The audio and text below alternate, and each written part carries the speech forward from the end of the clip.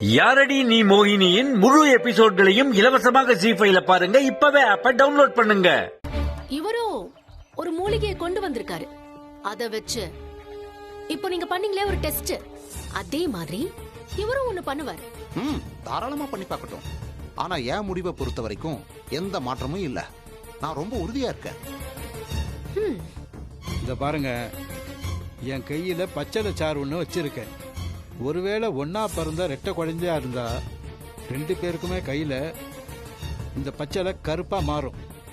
அப்படி இல்லைன்னா ஒரு குழந்தைக்கு பச்சளை கருப்பாவும் இன்னொரு குழந்தைக்கு பச்சளை வெள்ளையாவும் மாறும். அப்படி இருந்தா அந்த குழந்தைங்க ஒன்னா பிறக்கலைன்னு அர்த்தம்.